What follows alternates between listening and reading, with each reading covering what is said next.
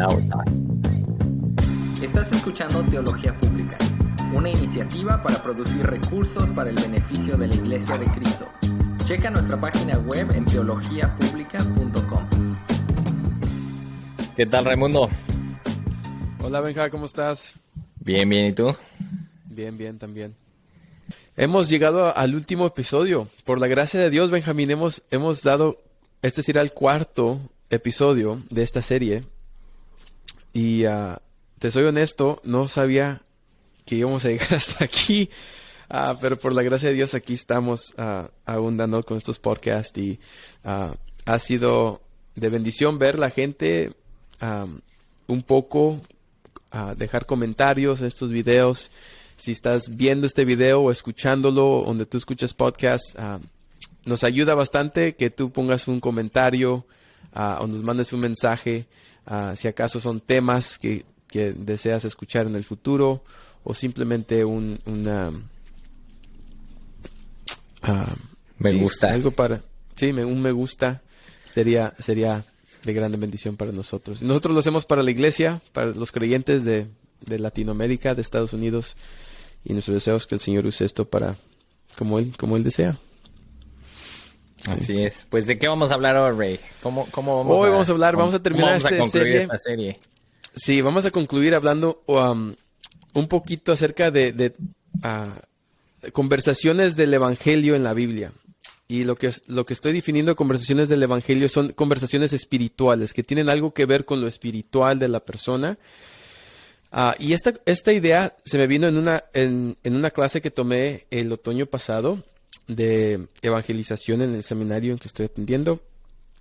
Y mi profesor había puesto un documento donde encontró 55 conversaciones en los evangelios y en Hechos, que eran conversaciones espirituales. Y empezamos a categorizar estas conversaciones entre quién inició la conversación, cuál fue el llamado, cuál fue las circunstancias alrededor de esta conversación, que encontramos que había un seguimiento después de algunas de estas conversaciones, y empezamos a notar cosas distintas entre cómo Jesús ministraba el Evangelio, o sea, cómo compartía el Evangelio, tenía estas conversaciones espirituales, y cómo los discípulos lo hacían. Así que voy a dar dos observaciones y varios ejemplos aquí de la Biblia que yo creo que sean interesantes, pero que también nos informa y nos ayuda a nosotros de cómo hay que...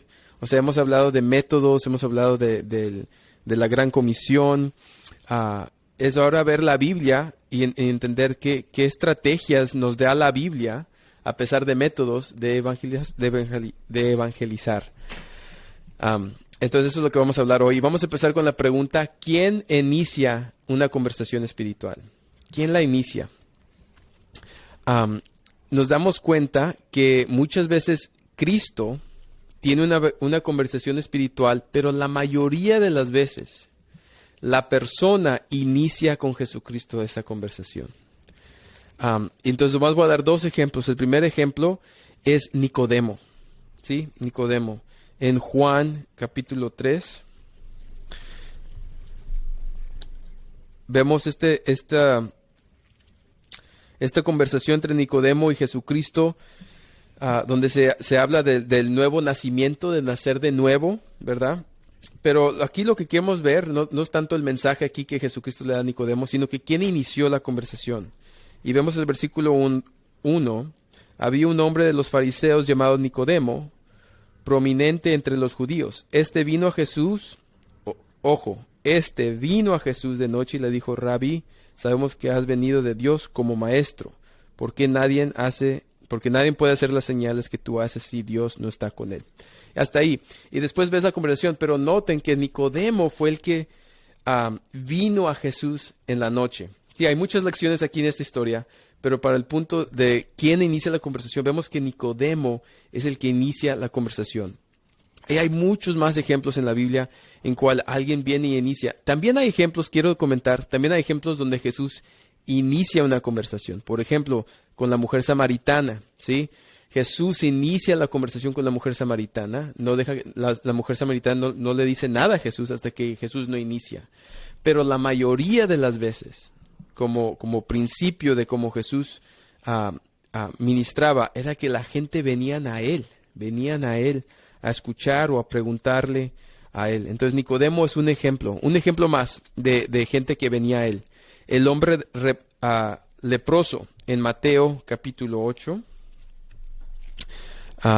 y también al principio aquí del capítulo, viendo el versículo 1 del capítulo 8, y cuando bajó del monte, grandes multitudes le seguían. He aquí se le acercó un leproso. Noten otra vez, he aquí se le acercó un leproso y se postró ante él, diciendo, Señor, si quieres, puedes limpiarme. Y sigue la conversación. Pero lo que hay que notar es que la gente venían a Jesús. Entonces uno puede pensar y saber que la razón que esta gente venían a Jesús es porque escuchaban de él. Nicodemo vino a Jesús porque escuchaba de lo que Jesús estaba enseñando y se maravillaba, ¿verdad? Decía, solamente de Dios puede venir este mensaje y estos milagros.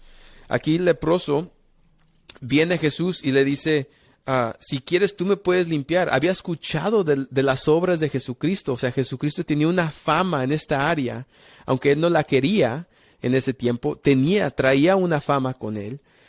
Y la gente venían a él, querían de él, querían ser sanados. Y Jesús empezó con darle lo que necesitaban, y después les daba más instrucciones, ¿verdad? O decía, ve y no peques más, o les decía que hay que ser nacido de nuevo. Había un llamado después de sanar, de la sanidad o de las instrucciones. Pero lo interesante es que la gente venía a Jesús. Un contraste se encuentra cuando empezamos a ver en Hechos a los apóstoles y discípulos empezando a ministrar con el Evangelio, ¿verdad? Vimos que en la Gran Comisión el mandato era que se esperaran hasta que llegara el Espíritu Santo, y llegando el Espíritu Santo empezaron a ministrar los apóstoles y discípulos. Y dos ejemplos donde vemos que los discípulos son los que iniciaron la conversación. Vamos a Hechos. Hechos capítulo 3. Igual el principio del capítulo.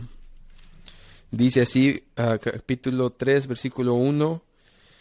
Y cierto día Pedro y Juan subían al templo a la hora novena de la oración.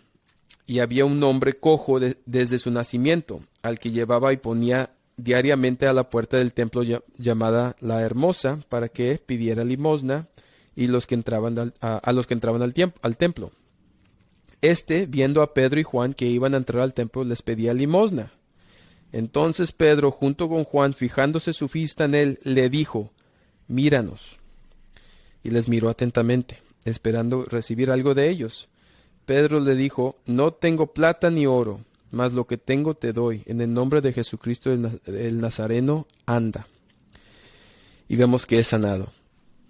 Pero nota aquí que a pesar de que el hombre cojo se le aproxima, él no se le aproxima para iniciar una conversación, él se le aproxima porque quiere una limosna.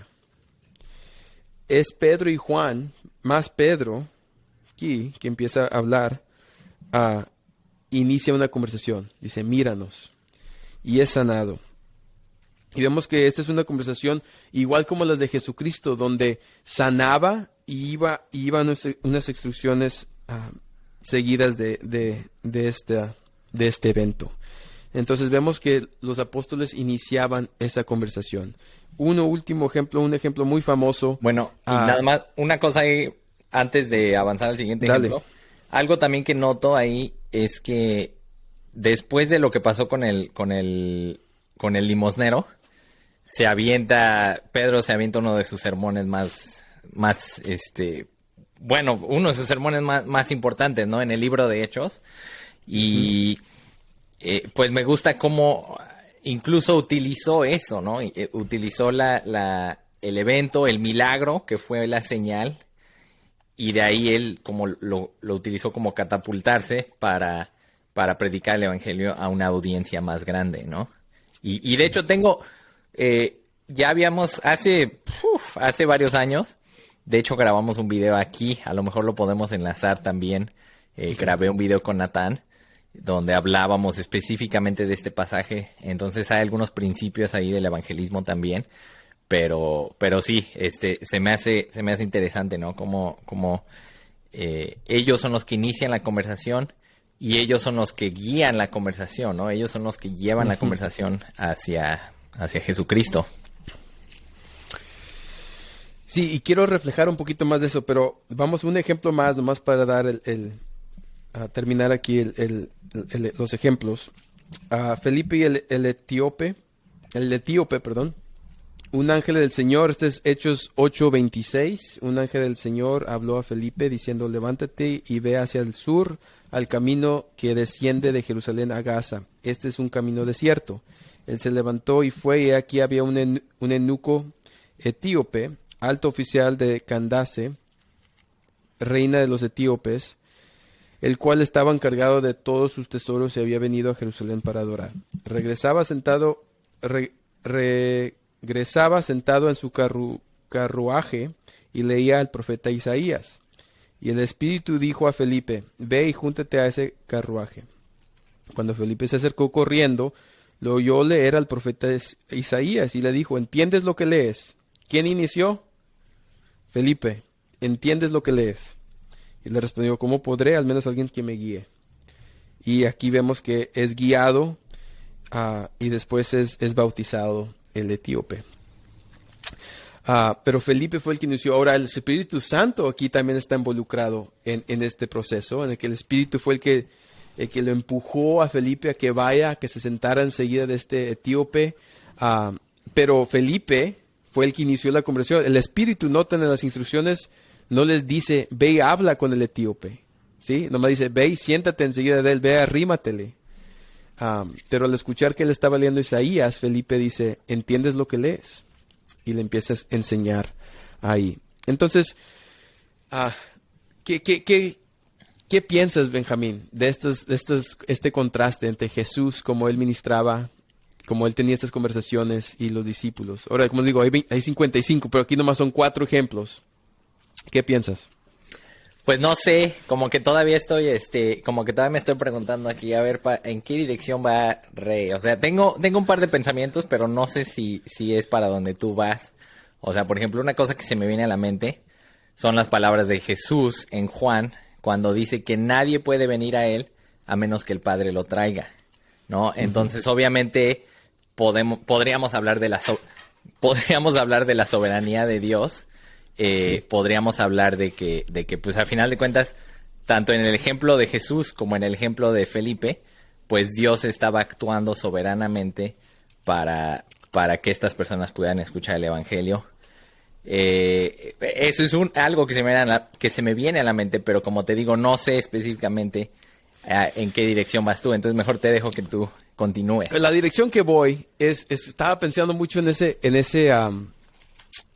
cita que tú diste, no sé si fue el episodio anterior o 2 antes, donde dijiste evangeliza, y si es necesario, ¿qué es? ¿Habla o predica? Ajá, usa palabras. Usa palabras.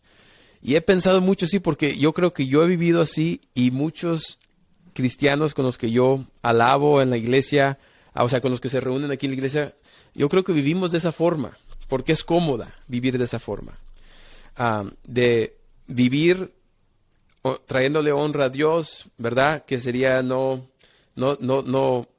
involucrarme en vicios, no hablar palabras feas, malas palabras. O sea, vivimos de una manera que decimos, voy a hablar, ya no vivo yo, más vive Cristo en mí, le voy a traer honra a Dios. Pero vivimos de esa forma en la cual que tú dijiste, que dices, predica o evangeliza, y si es necesario usa palabras. Y en toda esta serie, yo creo que eso es lo que al prepararme y al leer, es lo que me ha más impactado, es el mandato de ir, el mandato de predicar, de enseñar, de bautizar. Son acciones a lo que hemos sido comendados. Y como hablamos de una teología de evangelización, es de que uno no es responsable de los resultados, uno no es el que salva a la persona, como dices tú, Dios es soberano, Él sabe, Él pone las personas adecuadas en los momentos adecuados, pero nuestras instrucciones son de ir, de predicar, de enseñar, de bautizar, de hacer discípulos. Y no podemos hacer esas cosas si no iniciamos.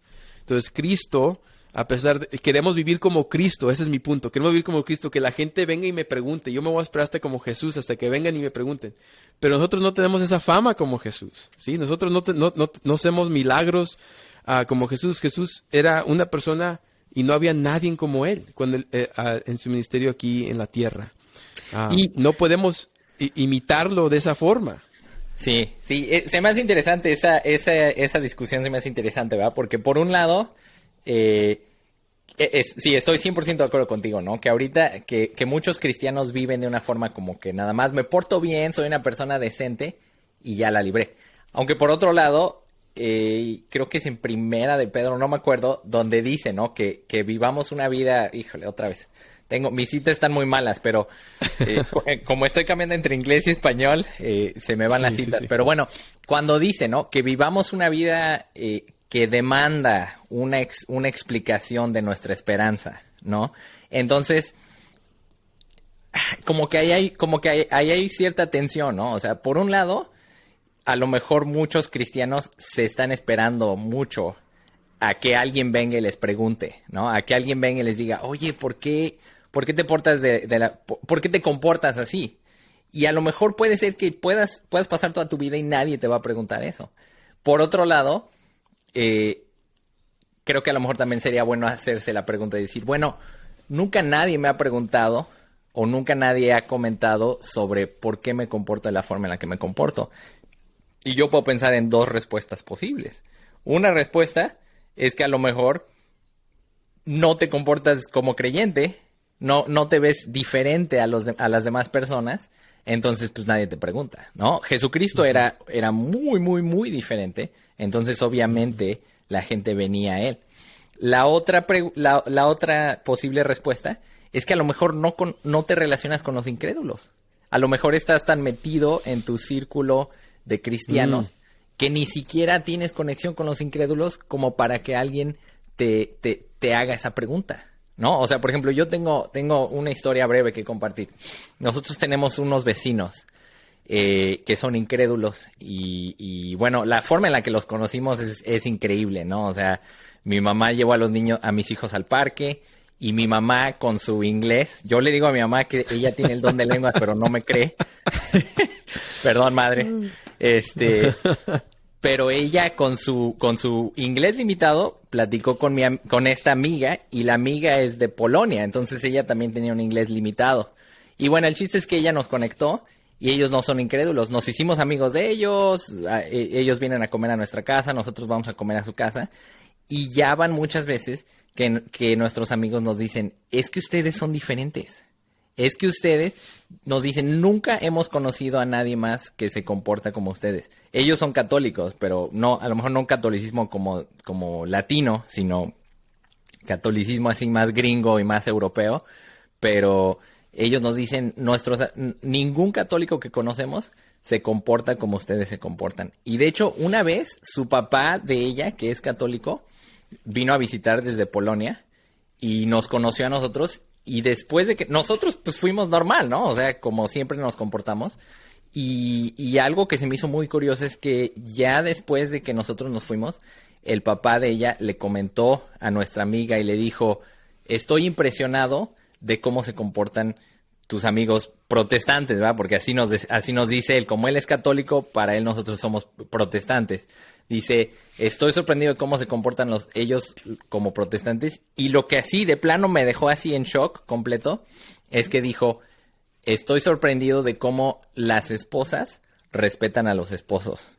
Y yo me quedé así, mira, nunca, este es un sueño, ¿verdad? El sueño de todo creyente, que una persona venga y diga, oye, es que la forma en la que tú te comportas es diferente. Entonces, no digo esto como para exaltarme a mí y decir, miren, qué bien me comporto. Simplemente es un ejemplo, ¿no? De algo que me pasó a mí, pero creo que sí es importante que nosotros como creyentes nos pongamos en esas situaciones donde vamos a tener que dar una defensa de nuestra esperanza. También es importante que nosotros como creyentes, así como Felipe, escuchemos al Espíritu Santo cuando el Espíritu Santo nos envía para que nosotros podamos estar en la situación donde está ahí el eunuco y le podamos decir, ¿entiendes lo que lees? ¿No? O sea, es cosa de escuchar al Espíritu y ponernos en esas situaciones, ¿no? Y parte de eso es una mentalidad, ¿sí?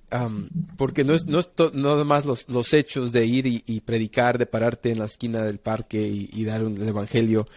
Hay gente que tiene ese don y el Señor los usa. Y la realidad, como dijimos la vez pasada también, el Señor nos usa, ¿verdad? Con las pocas palabras que tenemos, con el poco de inglés que tu mamá tiene. Saludos, si está viendo el video también. El Señor lo puede usar, ¿verdad? Aunque nosotros no tengamos las palabras, pero mi meta aquí en ver estos ejemplos es el hecho de que hay que tener la mentalidad de que cuando se presente una oportunidad, pasemos a la oportunidad y que busquemos la oportunidad, ¿sí? Un estilo de vivir de que decir, ya, como dices tú, ya la hice, ¿verdad? Soy salvo, voy a la iglesia, me porto bien, ya la hice. Esa es una mentalidad que no es bíblica. La mentalidad bíblica es buscar las oportunidades, es invitar a tus vecinos a tu casa, es tener esas pláticas donde tu fe es demostrada. Es una mentalidad donde tú estás buscando esas oportunidades, estás siendo sensible al Espíritu Santo en que te presentes esas oportunidades y cuando se presentan, tú pasas por esas oportunidades, tú pasas adelante y dices, ok, déjame presentarte, déjame platicarte un poco más de este tema. La otra observación aquí que vemos en estos 4 ejemplos, Nicodemo, el hombre leproso, Pedro y Juan con el hombre cojo y Felipe con el eunuco, el eunuco etíope, era que había un problema, ¿sí? Había un problema, aún con Felipe, el que acabamos de leer. El problema es que el etíope no entendía. Y la oportunidad fue de que Felipe pudo explicar. El hombre leproso, el problema es que estaba leproso. Y Jesús trae sanidad. El hombre cojo, que estaba cojo, y trae sanidad.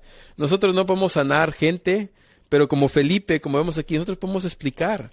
Había mencionado antes que estoy estudiando consejería bíblica y en mi curso que acabo de terminar, tuve la oportunidad de ver segmentos de consejería, 1 hora, 2 horas de consejería bíblica, y veo a estos incrédulos, no creyentes, que están desesperados y van a consejería bíblica porque esta iglesia le está dando consejería bíblica gratis a su pueblo. Entonces vienen desesperados y empiezan a decir, yo nunca he escuchado esto. Nunca he escuchado yo que la Biblia habla de matrimonio. Y empiezan a preguntar y empiezan a decir, yo quisiera que alguien me hubiera dicho esto. Y vas viendo la oportunidad y el consejero bíblico que es pastor empieza a darles el evangelio y ellos están asombrados, escuchando con lágrimas cayéndole de los ojos, entendiendo la necesidad de Cristo porque están en un momento desesperado. Llegan con un problema y les presenta la solución que es Cristo. Y Cristo no es nada más tu vida espiritual, sino que influye toda tu vida, ¿verdad? Cuando tú vienes a Cristo, tú ya no eres igual. Ya no vivo yo, más vive Cristo en mí, ¿verdad?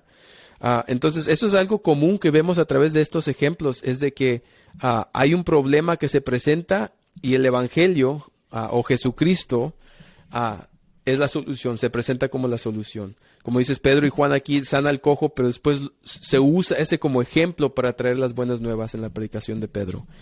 Algo ahí interesante ahí, algo que tú también mencionabas que se me ocurrió, era eso, el hecho de que hay algo que se busca y Cristo es la solución. Ahí entras con el Evangelio.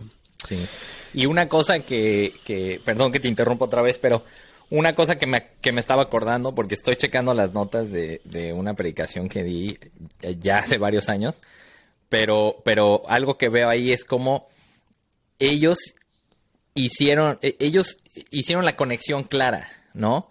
O sea, se presentó la oportunidad. ¿Quién ¿Perdón? es Benjamín? Los apóstoles, Pedro y Juan.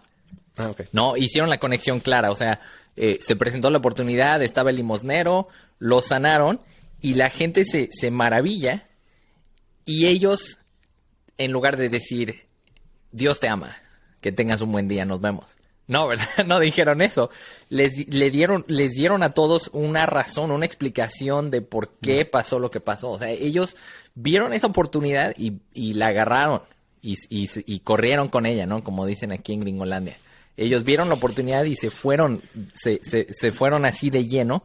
Entonces creo que nosotros también tenemos que ser sensibles a las oportunidades que tenemos. Tenemos muchísimas oportunidades, pero muchas veces las dejamos pasar, ¿no? Sí. Cuando a lo mejor le ayudas a una persona, le ayudas a tu vecino, cualquier cosa, ¿no? Cualquier interacción que tienes con un no creyente, no debemos de dejar pasar la oportunidad de conectarla al evangelio. Sí, sí. Sí, entonces eso nos lleva...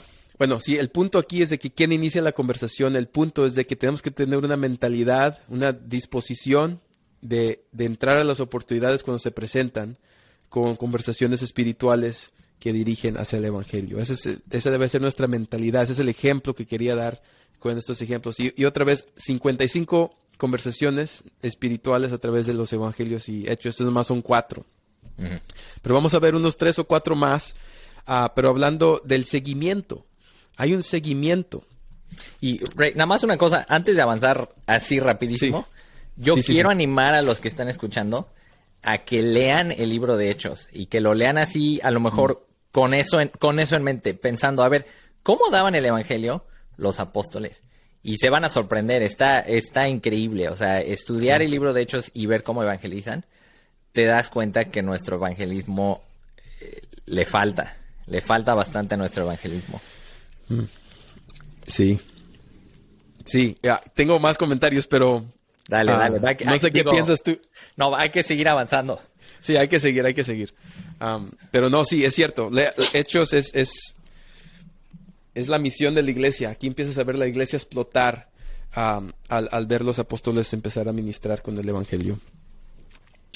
Entonces, un seguimiento. A eso es lo que vamos, un seguimiento. ¿A qué me refiero un seguimiento? Después de compartir el evangelio, ¿qué sigue? Bueno, antes del discipulado, yo quiero introducir una etapa donde se le llama el seguimiento, donde tú vuelves a venir con esa persona y inicias un discipulado si la oportunidad se presenta, ¿sí? Pero el seguimiento viene del que si la conversación inicia con Jesús, si los discípulos son los que iniciaron la conversación, también nosotros debemos iniciar el seguimiento. Entonces, Jesús muy rara vez se encuentra un seguimiento cuando Jesús tiene una conversación espiritual donde se vuelve a mencionar a esa persona en los evangelios. Se mencionan muchas veces estas conversaciones entre Jesús y un incrédulo o alguien más. Ya no se vuelven a mencionar. Por ejemplo, la mujer que le fluía mucha sangre en Mateo 5, ¿verdad? Es sanada, pero esa mujer ya no se vuelve a mencionar. No hay un seguimiento con esa persona. Está el escriba en Mateo 8 también. Mateo 8, 19 al 20.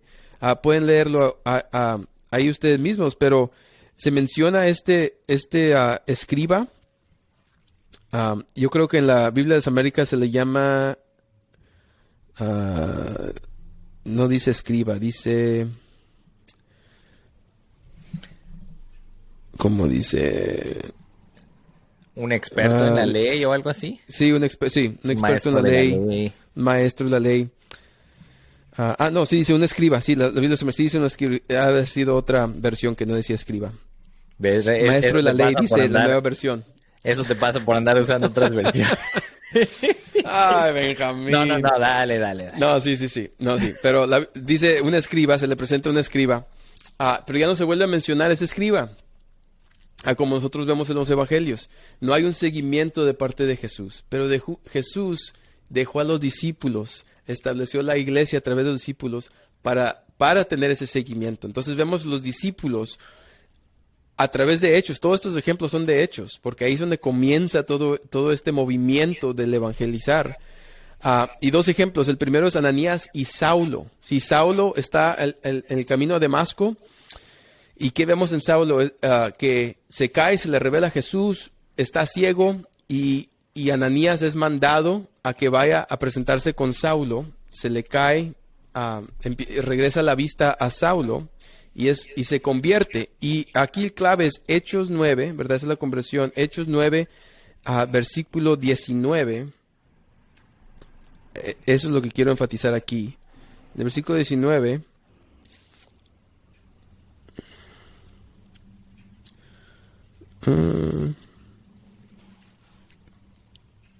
Aquí está. Bueno, vamos al 18. Al instante cayeron de sus ojos unas escamas y recobró la vista. Y se levantó y fue bautizado. O sea, fue convertido. Tomó alimentos y cobró fuerzas y por varios días estuvo con los discípulos que estaban en Damasco. Hubo un seguimiento, no fue convertido, fue bautizado y se van, ¿verdad? Como Jesucristo muy a menudo decía, ve en paz o ve y no peques más.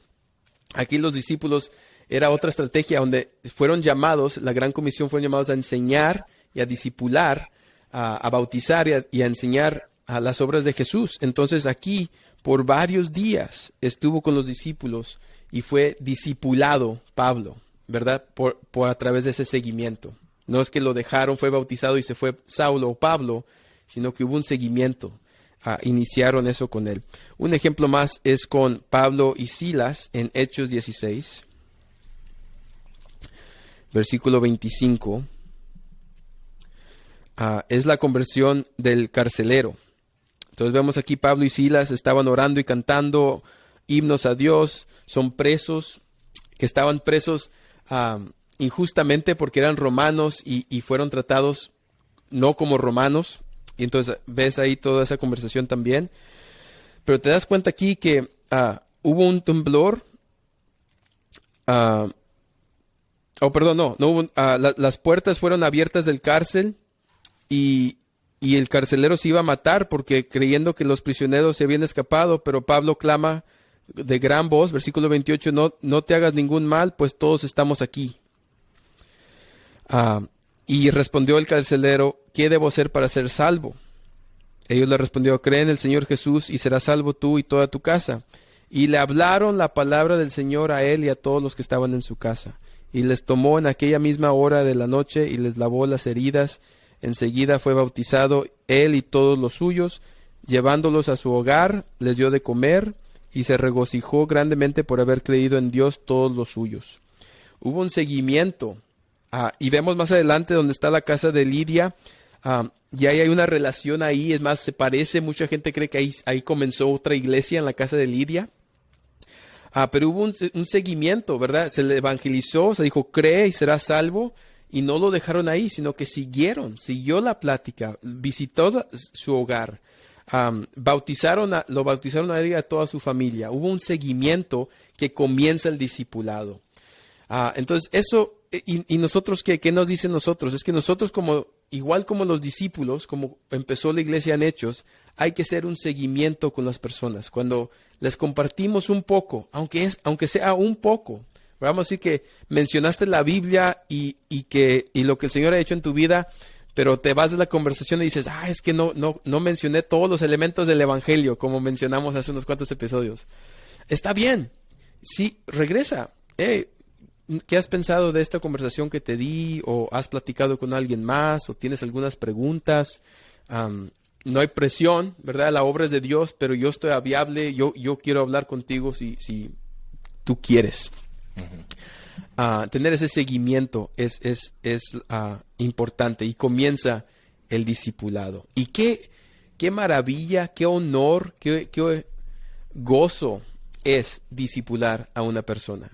A ver una persona, en mi grupo tenemos grupos de casa que vemos cada otra semana y hay una muchacha que no tiene ni un año de ser convertida y viene con preguntas, le manda mensajes a mí, a mi esposa, con preguntas de la Biblia. O sea, ella está buscando ese discipulado y lo encuentran diferentes personas aquí en la iglesia, entre los otros pastores. Es un gozo ver la hambre que ella tiene para la palabra de Dios y verla crecer, preguntó anoche, ¿cuál es la diferencia entre el Antiguo Testamento y el Nuevo Testamento? No entiendo por qué hay una diferencia. Qué bueno que hace esas preguntas, ¿verdad? Y me da un gozo de que me hagan a mí esa pregunta. Siento usado de una manera grandemente en la vida de esta persona por la gracia de Dios. Esa es la oportunidad que tiene cada creyente de discipular a alguien, de enseñarle a alguien las cosas de Cristo, las cosas de la Biblia. Entonces, pero eso comienza con un seguimiento después de dar el mensaje. ¿Qué Sí. piensas, Benjamín? Yo sí, estoy 100% de acuerdo. Yo creo que el seguimiento es parte del evangelismo, ¿no? O sea, creo que tristemente ha habido muchos... No sé, quiero decirlo con cuidado, pero siento que ha habido muchos movimientos, muchos hermanos que han predicado el evangelio, pero tristemente como que parece que algunos nada más están más preocupados por el número de personas que levantan su mano y que hacen una oración, que por realmente asegurarse de que la persona está comprendiendo el evangelio, ¿no? O sea, se me hace triste ver que hay muchos ministerios, ¿no? Que dicen, ayer tuvimos un evento evangelístico y 200 personas creyeron en Cristo, 200 personas agregadas al reino de Dios. Y yo digo, bueno, pero ¿cuántos de esos 200 ¿a cuántos de ellos se les va a dar seguimiento? ¿Y cuántos de ellos realmente entendieron el evangelio? ¿O nada más se les presionó para que tomaran una decisión ahí al momento para que pudieran ser contados ahí con el número? ¿No? Entonces creo que sí, el seguimiento es muy, muy, muy importante, porque no me acuerdo si ya lo había dicho aquí o si te lo dije a ti nada más, pero Dios no tiene prisa. Dios está trabajando con las personas a su tiempo. Dios es soberano, Dios está trabajando a su tiempo y a nosotros nos toca ser pacientes. A nosotros nos toca discipular a las personas, darles seguimiento, contestar sus preguntas y todo. Y a final de cuentas, Dios es el que va haciendo la obra por medio de nosotros. También otra cosa que habíamos comentado, no aquí en el grabados, pues, sino nada más tú y yo en nuestras pláticas, es como la gran comisión no solamente consiste en la parte de predicar y ya, ¿no? O sea, de hecho, predicar ni siquiera está ahí en la gran comisión. Dice que vayan y hagan discípulos de todas las naciones, y parte de ese hacer discípulos es ir, es bautizar y es enseñarles a obedecer todas las cosas que Jesucristo nos ha mandado. Entonces, lamentablemente muchas veces nada más como que separa, o sea, ahorita obviamente por propósitos de esta discusión sí tomamos la evangelización y como que la separamos, ¿no? Pero a final de cuentas no nos gustaría que alguien tomara el evangelismo y lo separara completamente de lo que es la gran comisión. Porque el evangelismo nada más es una parte, pero a final de cuentas la comisión es de ir y hacer discípulos, y eso quiere decir darle seguimiento a las personas, discipularlos, enseñarles la palabra, enseñarles cuál es la diferencia entre el Antiguo y el Nuevo Testamento, ¿no? O sea, todo eso y es que lo que se son requiere. necesarias, ¿verdad? Porque al predicar el evangelio y al ver al Señor obrar, es lo que construye un discípulo, ¿sí? Si somos llamados a ir a ser discípulos, son las dos cosas: el evangelizar, que el Señor obra en el corazón del hombre, y comienza el discipulado. Pero no podemos comenzar un discipulado sin predicar y sin que el Señor obre en esa persona. Sí. Tal vez hasta el Señor, puedo decir, no hay muchos ejemplos, pero porque reconozco la soberanía y el poder de Dios, es que a lo mejor hasta Dios salva a personas sin que nadie les predique. Pero no creo que eso es lo normal. Yo creo que como el Señor ha construido su expansión del reino, es el usar la iglesia para compartir, para tener un seguimiento y para para discipular, ¿verdad? Esa es la meta, ese es el mandato, es hacer discípulos, pero hay que comenzar con el evangelio. Uh-huh. Y también otra cosa ahí es que reconocer que, ya lo habíamos mencionado, que es la iglesia la que está haciendo discípulos. Entonces, en una iglesia hay personas con diferentes dones, ¿no? A lo mejor hay un evangelista, hay un hermano o hermana que, boom, ellos siempre tienen oportunidades de evangelizar, siempre las están tomando, tienen ese don. Y a lo mejor hay alguien que tiene el don de enseñanza, y la iglesia en conjunto está discipulando a las personas. Sí. Y por eso creo que parte del seguimiento es buscar que esa persona que está escuchando el evangelio se involucre lo más pronto posible con un cuerpo de creyentes, con una iglesia local. Sí, y eso es de tanta importancia, Benjamín. Yo admito que yo había escuchado por mucho tiempo que el evangelizar no era el propósito de la iglesia. No sé si tú habías escuchado eso antes, que es el propósito del creyente, no de la iglesia. El propósito de la iglesia es de equipar a los creyentes a que hagan discípulos. Pero yo no veo eso a través de hechos, ¿sí? Yo veo la iglesia haciendo el discipulado, ¿verdad? Yo veo la iglesia, al congregarse la gente es evangelizar. Veo que en Hechos capítulo 2 estaba la multitud congregada ya, donde fueron convertidas, ¿sí? Entonces es la meta de la iglesia. Entonces, ¿a qué me refiero a eso? No digo que la gente no debe de evangelizar personalmente, pero está bien traer un incrédulo o un no creyente a la iglesia. Está bien que el predicador involucre el evangelio en cada mensaje. Hemos hablado de que esa línea de la creación, caída, redención, restauración está trazada a través de toda la Biblia. Entonces hay que encontrarla. No es que siempre está en cada pasaje, pero está en la mayoría de los pasajes. Si uno lo busca, lo encuentra. Encuentra el mensaje de salvación a través de toda la Biblia, no importa dónde estés leyendo. Sí, entonces de eso me refiero que la iglesia es usada. Perdón, dale, Benjamín. Sí, me acuerdo, ¿no? De una cita de John Piper que se hizo muy famosa y otra, de ver si la digo bien, pero donde está hablando de las misiones, ¿no? Y dice que obviamente la misión de la iglesia, el propósito del hombre es el de glorificar a Dios, ¿no? Es el de adorar a Dios. Pero cuando habla de las misiones, dice, las misiones existen porque la adoración a Dios no existe. ¿A qué se refiere con eso? Es que, bueno, sí, el propósito de la iglesia es que adoremos a Dios, pero podríamos adorar a Dios ya en la eternidad, ¿no? O sea, ¿para qué nos dejó aquí? Si el único propósito que teníamos era el de adorarle, pues mejor que nos hubiera llevado a todos de un jalón y ya le adoramos por toda la eternidad.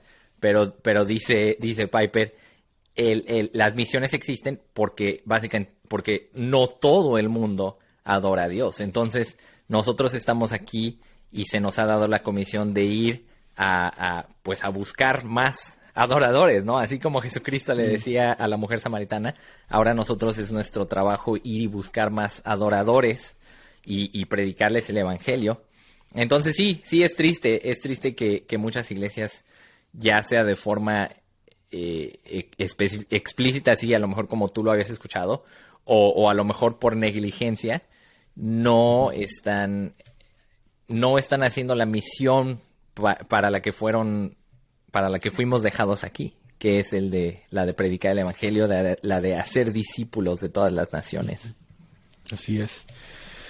Así que sí, que el Señor siga obrando en nuestro alrededor, que nuestra oración será que use a cada persona, que use a su iglesia para traer a cabo esta misión, esta gran comisión que ha mandado a su iglesia. Así que ya terminamos, Benjamín, nuestra primera serie ha concluido.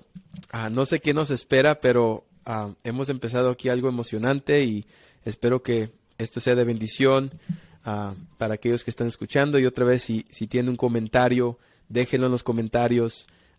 Si quieren escuchar los episodios anteriores a través de esta serie, 4 episodios en esta serie, se los recomendamos y ahí nos da like y un comentario, si acaso tienen un comentario. Perfecto, nos vemos. Que Dios los bendiga.